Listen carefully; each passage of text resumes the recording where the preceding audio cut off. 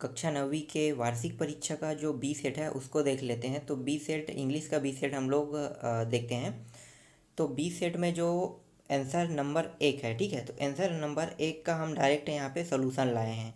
तो पूरा का पूरा ये आंसर आपको कॉपी टू पेस्ट करना है। तो जैसा हमने लिखा है वैसे ही आप लोग इसको लिख लेना है, ठीक है। ये तो साफ साफ दिखाई दे रहा होगा।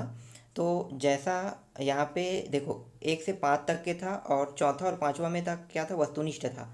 तो डी आया और इसमें सी आया है, ठीक है। उसके बाद देखो यहाँ पे आंसर नंबर 2 को देख लो। तो आंसर नंबर 2 में भी 5 प्रश्न हैं। तो इसमें से देखो 1 2 3 4 5, तो यहाँ पे 5 प्रश्न दिखाई दे रहा है। चौथा और पांचवा जो है वस्तुनिष्ठ है। तो यहाँ पे मैं उसका जो ऑप्शन लिखना भूल गया हूँ, ठीक है, आप लोग देख के लिख लेना। फिर आंसर नंबर 3 को देख लेते हैं। तो आंसर नंबर 3 में मतलब प्रश्न क्रमांक 3 का ये पूरा आंसर है, सिर्फ आंसर ही बस मैं यहाँ पे लेके आया हूँ। तो यहाँ पे 1 से 10 तक के बनाना था, तो हमने 1 से 10 तक के यहाँ पे कंप्लीट करा दिए। फिर देखो आंसर नंबर 5 को देख लेते हैं। आंसर नंबर 4 को देखना था, लेकिन इस 5 लिख दिया हूँ। तो 5 को देख लेते हैं, ठीक है, पहले, उसके बाद 4 को देखेंगे। तो यहाँ पे देखो 5 प्रश्न बनाना था। इनमें से टोटल 7 प्रश्न है। तो देखो जहाँ जहाँ पे टिक पर है, राइट पर है 5 प्रश्न में, इन सभी प्रश्नों को उसके आंसर के रूप में ले लेना, ठीक है। इसके बाद देख लो आंसर प्रश्न क्रमांक 4 का आंसर दे रहे हैं। तो ये प्रश्न क्रमांक 4 का आंसर है। तो देख लो यहाँ पे आंसर लिखा हुआ है 1 से 5 तक है। ऑन है, can you sing a song है, वेंट है, ईज है और वॉकिंग है। तो ये पांचों आंसर आपको लिख लेना है। फिर आंसर नंबर प्रश्न क्रमांक 6 का आंसर है ये। तो आंसर नंबर 6 करके आपको डालना है, और जैसे यहाँ पे मैंने लिखा है वैसे ही यहाँ पे आप लोग लिख लेना, ठीक है। तो यहाँ भी 5 पॉइंट था, 5 पॉइंट को हमने कंप्लीट कर दिया है। फिर उसके बाद देखो आंसर नंबर 7। तो आंसर नंबर 7 में देख लो पहला दूसरा जो है वस्तुनिष्ठ है। तो यहाँ पे बी और बी दोनों में ऑप्शन आया है। फिर तीसरा चौथा पांचवा पेसेज से छांट के लिखे हैं, ठीक है। तो ये आंसर आपको लिख लेना है, सेम ऐसे ही लिखना है जैसे हमने लिखा है। फिर आंसर नंबर 8 में देखो ट्रांसफ़र सर्टिफिकेट के एप्लीकेशन लिखना था, ठीक है। तो ट्रांसफ़र सर्टिफिकेट का हमने यहाँ पे पूरा एप्लीकेशन आप लोगों के सामने लिख दिया है, यही आप लोग लिख लेना। फिर आंसर नंबर 7 में देखो जो एप्लीकेशन इन्होंने लिखने के लिए कहा गया था वो एप्लीकेशन आंसर नंबर 9 में हमने लिखा है। तो जो एड्रेस दिया था उस एड्रेस को मैं यहाँ पे टाइप कर दिया हूँ, पूरा का पूरा उसी एड्रेस पे बना है, ठीक है। तो सेम टू सेम ऐसे ही लिख लेना है आपको।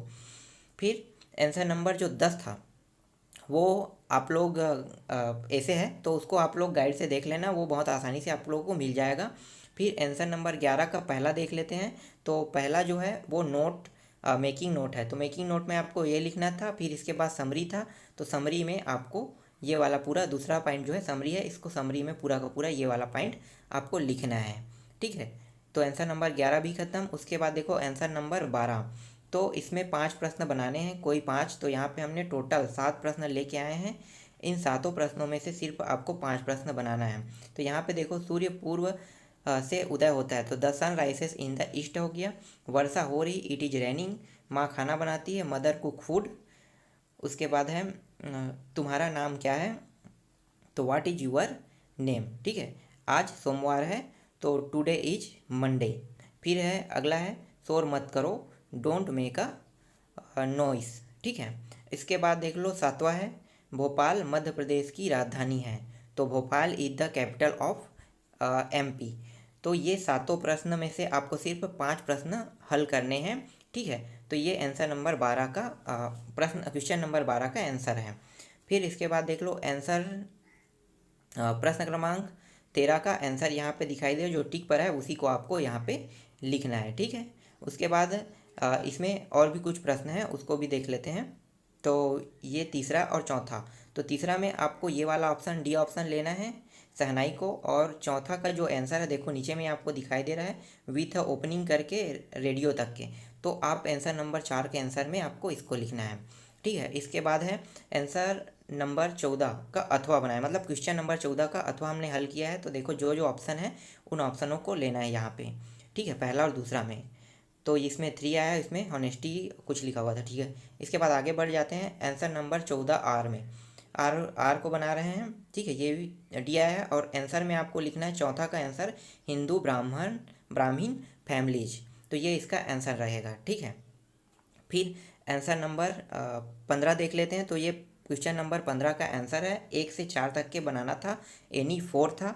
तो एनी 4 में हमने यहाँ पे 4 प्रश्नों को यहाँ पे हल किया है। तो ये ऐसे जैसा हमने लिखा है वैसे ही आपको पूरा लिखना है। फिर आंसर नंबर 16 को देख लेते थे। आंसर नंबर 16 का पहला है।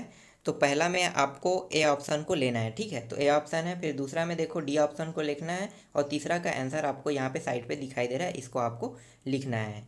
उसके बाद है क्वेश्चन नंबर 17 का आंसर देख लेते हैं। 17 का जो आंसर है ये वाला आंसर है।